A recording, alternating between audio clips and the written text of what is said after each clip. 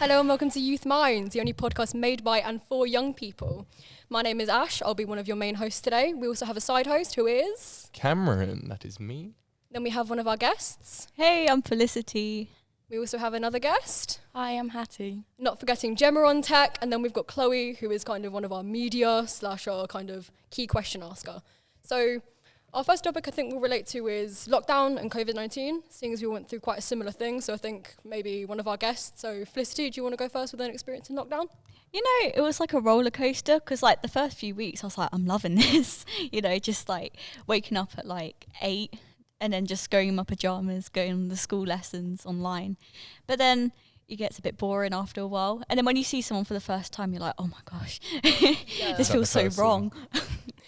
It's like, especially when they kind of had the only mandatory going outside, you kind of felt this might be the end of the world. You're like, oh my God, what's going on? Am I stuck in my house the rest of my life? Or is this going to be just like a little side thing? So have you got anything, Hattie? I mean, because there were the like multiple lockdowns, I think personally they sort of, for me, got worse as they went on. Yeah. But like, I agree with you on the first one, like the first few weeks, like my school personally, there wasn't like a lot going on. So sort of, you know, like a guessing game really. But, you know, things, you know, got picked up. And then it was like the first summer holidays and like, it felt like an apocalypse when you went outside, like you said. But yeah, it was interesting. Yeah. So seeing as we were inside for so long, it must have had a kind of a toll on people's mental health. How did any of you kind of mental health wise, did it go down? Did it go up? Were you kind of chill throughout the whole thing? What about you, Cam? I mean, for the first few weeks, months, whatever you want to call it, it was quite nice because you had a sort of a break from all the people and you had a chance to rejuvenate and just calm down a bit. But then after the first one, we then had the second one. Yeah. And that's when everything started going wrong. People started sort of breaking down. You started missing going back to what you love, and it started getting annoying because you'd make plans and then it'd get cancelled, and it just got really annoying. Yeah, it's like you don't think you miss school for the first few weeks. Like, oh yes, no school, no homework, and then it gets like a month and two in, and then you're like, oh my God, I never thought I'd say this, but I want to be in that classroom again. I hate not being there, and especially with me, I was kind of like, I used to never like school. Even in secondary school, when I made friends, I was like, oh, I hate it here. I just want to go home.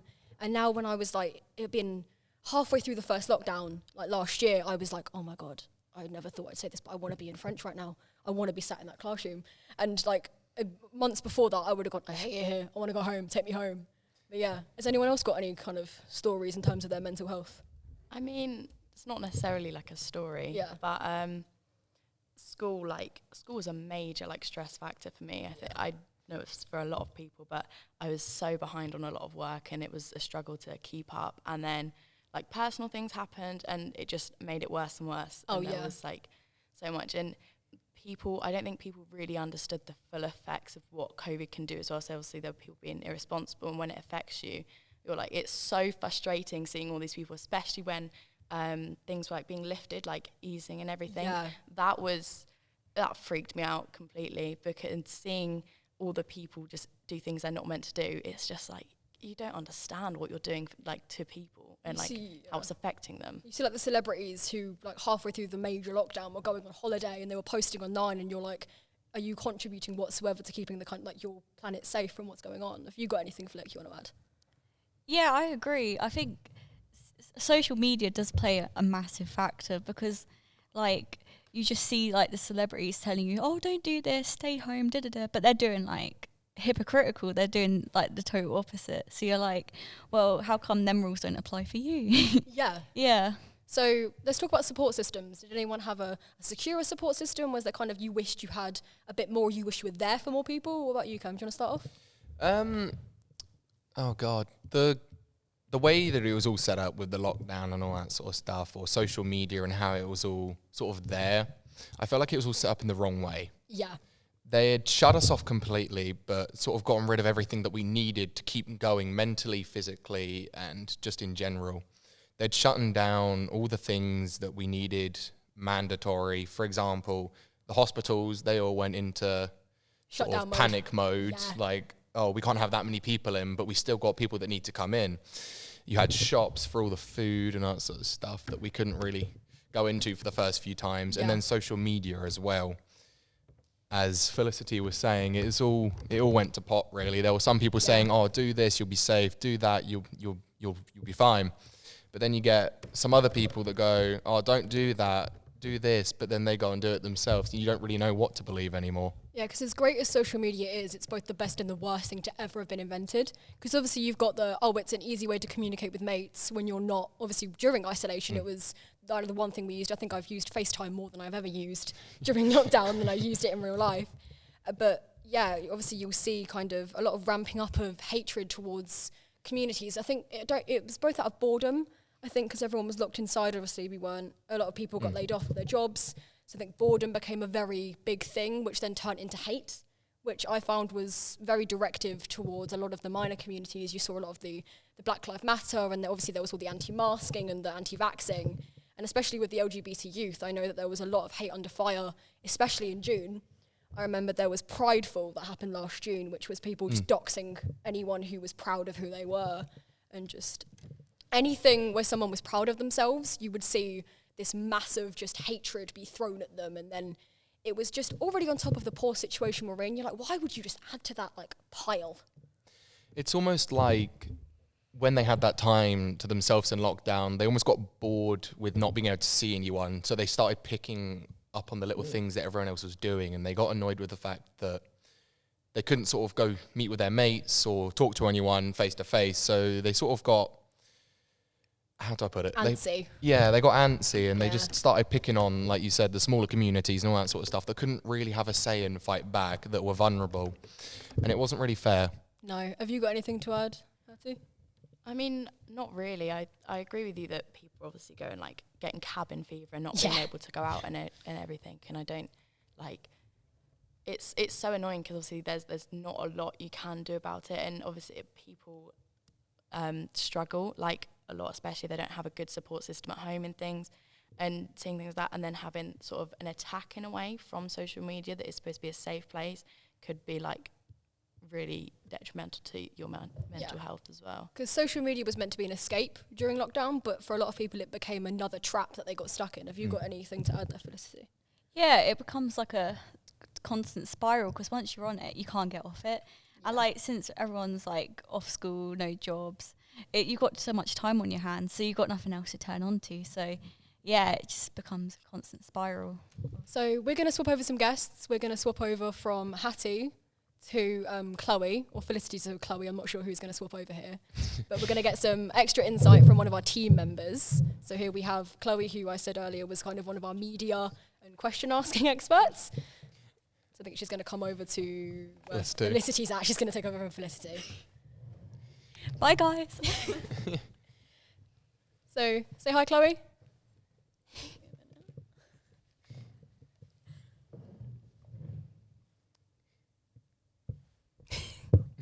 Just adjusting the mic. Here we go.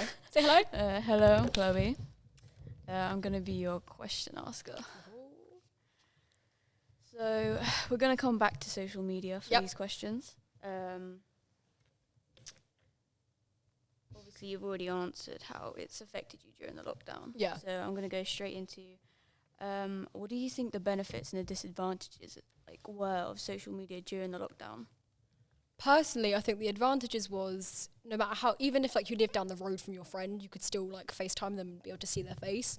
But obviously, was mentioned before, all the hate and kind of all the people got antsy and people got a bit too cabin feverish and started to pick on. They changed a lot. I think loads of people I've seen changed so much. It was almost like you could use the social media as well to have that escape, because it's not like the entire social media was a bad thing. There was areas that you could go to meet and sort of talk to them people during the smaller communities, but there were also downsides to that, because you had to go on social media, and if you went on social media you could also get stuck in that pitfall trap of then finding the people that hate on it and they just pick on you, and then it might end up just making a negative effect on it. Have you got anything to add there, Hattie, on that? I mean, it was nice to see what people were up to and know that people were sort of in a similar situation to I was and were freaking out about school and struggling as well. I think that made me feel more comfortable in my own emotion, my own mental health, realising that I'm not the only one, you know, everyone else is struggling. And with things like Snapchat as well, it's easy to see as well. Yeah. And, you know, I can literally take my phone out my pocket and see that not people complaining, but people expressing the issues that they're having as well, and being able to relate to that just, you know, help me, like, bring me back, like, down to earth. Instead of like a singular alienation, it was sort of a worldwide alienation. So we were all knowing what was going on, so we weren't all feeling left out. Apart from social media, it was almost like every single human on the planet completely disappeared. Yeah. You'd see your neighbor go outside for like 5 minutes and go back in, but that'd be the only person you'd see during lockdown other than on social media. So it was kind of freaky about that. So in a way, you kind of sort of thankful for the fact that social media was there. Otherwise, I think a lot of us would have gone crazy at the fact that we wouldn't be able to see anyone other than our own family members or people that lived inside your house. As much as we love our families, you get sick of them after about a week of just straight only seeing them. Yeah, that part's nice about it. Yeah. Okay, so I have sort of a similar question for you here. So for the people that have been treating their mental health during the lockdown, how do you think the swap from face-to-face to technology use has affected them? Oh, that's a good one. I think anyone who kind of sought help throughout lockdown, obviously you're so used to going in to see people, say like even if it's just your GP, or you've gone to, say, a therapy centre or just like CAMS or something like that, to then have to do it face to face, you feel like you're not kind of getting what you want out of it, if that makes sense. You feel like you're kind of, I should be doing this face to face, but instead I'm kind of doing what makes me feel anxious with this person who's supposed to help. It's almost I know a lot of people, including myself actually, that over lockdown, talking over technology was actually sort of break from having to talk face to face. Yeah. And I know a lot of people, like I said, including myself, where it caused a lot of stress coming back to having to speak to people face to face, because then you have to worry about them social cues and what facial expression to wear and all that sort of stuff. So in a way, it was nice to have that technological break, but at the same time, it also made us weaker. Oh yeah. For social situations. Definitely. Anything for you there, Hattie? I mean, with obviously the use of technology and FaceTime and everything, this might be a bit like too deep and a bit much. Go on, let's hear it. But so my mum went into hospital for like a long time during COVID. So obviously that, and she like all throughout, she was honestly like one of my best friends throughout it, obviously still is. But to have that and then to struggle, and her not being there when I can just go down the stairs and say, hey, to still have that technological like connection is awful, because there's no good service, there's no good Wi-Fi, there's always something wrong on either end. It's stressful, and there are moments where you just want to share and you can't. And so in a way I couldn't get back the same normality as everyone else could when it sort of ended. But you know, it is what it is, and we got to see her in the end. And I'm so glad I don't have to use it anymore, because I was not a big FaceTime person in the first place. You never thought when you're talking to someone, Wi-Fi and data is going to be your biggest issue. It's like, you're talking to someone, data's not my problem. FaceTime, my Wi-Fi's out. Major, honestly. It becomes your biggest fear, Honestly, the money we've had to spend on extra gigabytes of data. Have I got enough data to finish the conversation? I need to just say goodbye. Do I have enough data to do so? Is that it for that question? Yeah, so I think we're going to come off the COVID topic here and go more into the mental health. All right. So how might you help a friend who's suffering with their mental health? Like, what would you do to help them? Once again, good but difficult question. Yeah. Because obviously I'm from a friend group where we all share similar situations in terms of home life and kind of the similar mental issues, if I'm wording that right. So coming into going from just straight tech to having to actually deal with people face to face, I've never been good with dealing with other people's emotions, let alone my own. So I think kind of using what I did and kind of the places that I went through as an option, because I know not everything works for everyone. Like things that worked for me might not work for Cameron or might not work for Hattie. But I think maybe even just sitting down with them and just letting them vent to you. And just, even if you just sit down in even if it's in a park or it's at your house, just sit them down and go, cup of tea, have a biscuit, tell me everything. Just vent it to me. It's, because with this mental health stuff, it all affects everyone differently. Everyone has different cope methods, and everyone gets affected by different things. But if you break it down, we all get affected by the same things in that sense. And the same things can help us, just maybe in different orders or different ways. Definitely, yeah. So it's all just part of one big puzzle that you need to sort for everyone else. You have to treat everyone slightly different from the other. And I think that's half the problem when you're treating with mental disorders or anything of the sort. Like maybe if you've got depression, maybe you've got to treat that obviously different from someone who maybe has ADHD, obviously. Yeah. But if you look at it, there may be parts in there that match. Yeah. Like, no matter what it is, there'll always be some sort of similarities. Yeah. It's like Anxiety. Yeah. So I think we're going to have to wrap it up there. Big thank you to Felicity and Chloe, and especially Cam and Hattie. Once again, this is Young Minds, the podcast made for young people by young people. Thank you very much for listening, everyone.